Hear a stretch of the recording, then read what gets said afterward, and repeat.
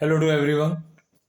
देखिए, आज अपन पढ़ रहे हैं डेटाज को। अपन ने इससे पहले न्यूमेरिक रिप्रेजेंटेशन देखा था, उसके बाद डायग्रामेटिक प्रेजेंटेशन के अंदर इसका सेंस होता है कि डेटाज को डायग्राम में कितने प्रकार से अपन प्रेजेंट कर सकते हैं। तो देखिए, टाइप ऑफ डायग्राम पे सबसे पहले आना है geometrical diagram, frequency diagram and arithmetical line graph रहते हैं। क्लियर? तो इसमें अर्थमेटिकल लाइन ग्राफ के अंदर है जिसमें आपके जो स्ट्रेट लाइन आपको मिलती है ऑलवेज। तो जो डेटाज होते हैं जो एक स्ट्रेट लाइन को फॉलो करते हैं वो अर्थमेटिकल लाइन ग्राफ्स में आते हैं। अब बचते हैं फ्रीक्वेंसी के साथ में बनने वाले डायग्राम। तो ये इसमें सबसे ज्यादा इंपॉर्टेंट रहता है फ्रीक्वेंसी डायग्राम में। नंबर वन, फर्स्ट पोजीशन पे हिस्टोग्राम रहता है जो कि इक्वल क्लास इंटरवल और या class interval, that means equal and unequal both type हो सकता है। बट इनकी जो विड्थ होती है और उसका फ्रीक्वेंसी के साथ में अपन अलग अलग कंडीशन में उसका एक ग्राफिकल स्ट्रक्चर बनाते हैं जिसमें रेक्टेंगुलर ग्राफ मिलते हैं। और हिस्टोग्राम के अंदर जो टॉप मोस्ट जो रेक्टेंगल होता है वहां से मोड फाइंड किया जाता है। तो ऑब्जेक्टिव में कई बार पूछा जाता है, जो ऑब्जेक्टिव एग्जाम दे रहे हैं जैसे कि सीए फाउंडेशन देते हैं, तो हिस्टोग्राम से कौन सा सेंट्रल टेंडेंसी फाइंड किया जाता है, मोड, इसको विशेष तौर पर आप ध्यान में रखिए। या मोड फाइंड करने के लिए चार कारों के नाम दे देगा। तो इसमें कन्वर्स या फॉरवर्ड या बैक पोजीशन में क्वेश्चन बनता है। या तो ऐसे आता है कि मोड किससे फाइंड किया जाता है, हिस्टोग्राम, फ्रीक्वेंसी, पॉलीगॉन, ओजाई, ईटीसी। तो आपको ध्यान रखना है मोड हिस्टोग्राम से रिलेटेड होता है। उसके बाद आता है फ्रीक्वेंसी पॉलीगॉन, जो कि एक्स और फ्रीक्वेंसी एफ के बीच में ड्रॉ किया जाता है, जिसके कॉर्नर पॉइंट को स्केल से अपन ज्वाइन करते हैं। और फ्रीक्वेंसी पॉलीगॉन का एरिया और हिस्टोग्राम का जो एरिया होता है, सभी हिस्टोग्राम का एरिया वो इक्वल रहता है। उसके बाद आते हैं फ्रीक्वेंसी कर्व। तो एक्स और एफ के बीच में ही ये ड्रॉ किया जाता है। बट यहाँ पे जैसे स्केल से अपन इस तरह से इसका शेप बनाते हैं, तो यहाँ पे स्मूथ कर्व रहता है कि जैसे एक्स और एफ के बीच में ये ड्रॉ किया जाता है। इस पे भी क्वेश्चन आता है कि फ्रीक्वेंसी कर्व होते हैं वो किसके बीच में ड्रॉ किए जाते हैं, तो एक्स और फ्रीक्वेंसी एफ के बीच में। फ्रीक्वेंसी पॉलीगॉन भी एक्स और एफ के बीच, और हिस्टोग्राम क्लास लेंथ और अपने फ्रीक्वेंसी के बीच में ड्रॉ किए जाते हैं। अब उसके बाद में आते हैं ओजाई। ओजाई भी एक तरह से स्मूथ कर्व होते हैं, एंगुलर नहीं होते हैं, दैट मींस एंगल नहीं बनते, इस तरह के शेप रहते हैं, ये सब स्मूथ कर्व रहते हैं। इस तरह की कर्व पोजीशन रहती है जिसमें आपका जो ओजाइव जो होता है ये दो प्रकार से बांटना है, less than and more than. That means less than का मतलब है less than CF table and more than का मतलब मोर देन सीएफ।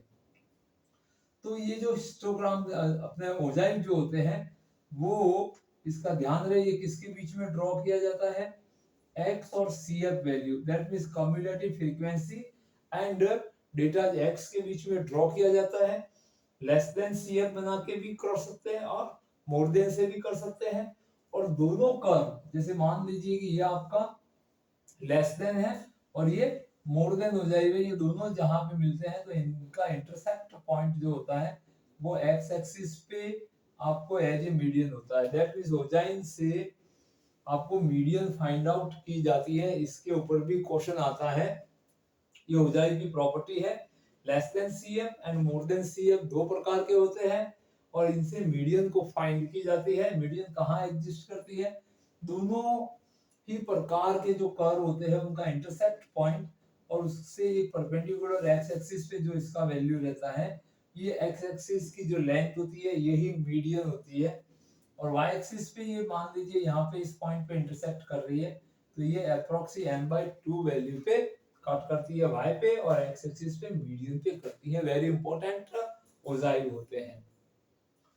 अब उसके बाद में आते हैं अपन ज्योमेट्रिकल डायग्राम। तो इसमें बार डायग्राम और पाई डायग्राम। पाई डायग्राम को सर्कुलर कहते हैं, that means area of circle से इसके अंदर एक सर्कल के एरिया को डेटा के वैल्यू के अकॉर्डिंग अपन उसमें डिवाइड करते हैं एक सर्कल को।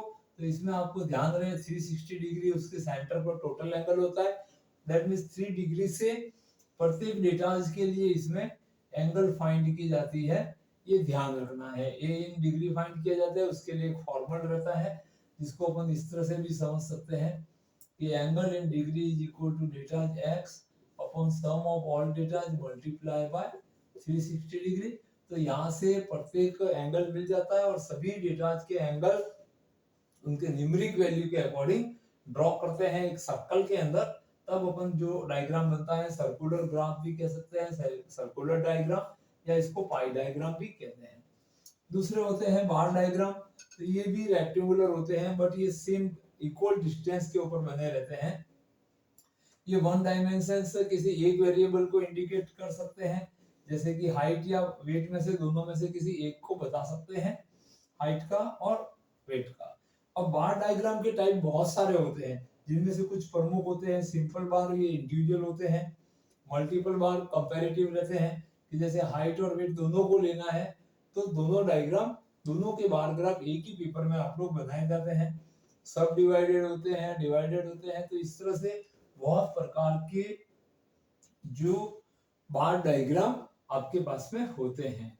इनका डायमेंशंस देखा जाए तो वन डायमेंशंस के हैं जो एक ही वेरिएबल को बता सकते हैं। तो इस तरह से अपन ने यहाँ पे इस वीडियो में जाना है कि डायग्रामेटिक प्रेजेंटेशन में कौन कौन से डायग्राम रहते हैं। उसके अलावा क्यूबिकल डायग्राम भी रहते हैं, जो क्यूबिक के अंदर उसके वॉल्यूम से, जैसे कि इंडिया और अमेरिका दोनों की इकोनॉमी को कंपेयर करना है तो अलग अलग साइज के उनके इकोनॉमी के क्यूब बनाए जाते हैं और क्यूब से कंपैरिजन किया जाता है, जो कि 3 डायमेंशंस वाले अपने डायग्राम होते हैं। तो यहाँ पे इस वीडियो में जाना है कि डायग्रामेटिक प्रेजेंटेशन में कौन कौन से प्रमुख प्रकार है। उसमें ज्योमेट्रिकल, फ्रीक्वेंसी और अरिथमेटिकल। फ्रीक्वेंसी में 4 प्रकार मैंने डिवाइड किए हैं और अरिथमेटिकल के अंदर लाइन ग्राफ रहते हैं। क्लियर है? तो इस तरह से आपको थोड़ा डायग्रामेटिक प्रेजेंटेशन का एक आइडिया मिल जाएगा इस वीडियो में। जो ऑब्जेक्टिव एग्जाम दे रहे हैं या थ्योरिकल दे रहे हैं तो टाइप ऑफ डायग्राम उनको अपने नोट्स बनाने में आसानी रहती है। और आप आंसर दे रहे होते हैं कोई यूनिवर्सिटी एग्जाम में, चाहे बीटेक है या बीसीए वगैरह कर रहे हैं, तो वहां पे भी आपके लिए वेरी वेरी इंपॉर्टेंट रहते हैं। प्रैक्टिकल क्वेश्चन आता है, अगर ग्राफ ड्रॉ करना है छोटी क्लासों में। इकोनॉमिक्स के अंदर भी इसका ग्राफिकल आता है, हो जाए पूछा जा सकता है। हिस्टोग्राम, फ्रीक्वेंसी, पॉलीगॉन, एटीसी पूछे जाते हैं। पाई डायग्राम पूछ लेता है कई बार। बीकॉम के अंदर जैसे आप स्टैटिस्टिक्स का एग्जाम दे रहे हैं तो इसकी उपयोगिता को देखते हुए ये वीडियो आपके लिए काफी जानकारी रख रहा है। तो इस तरह से और स्टैटिस्टिक्स को डीपली जानने के लिए बने रहे हमारे चैनल के ऊपर। सब्सक्राइब कीजिए अगर अभी तक सब्सक्राइब नहीं किया है तो, और अपने फ्रेंड्स को अधिक से अधिक शेयर कीजिए। Thank you watching this video.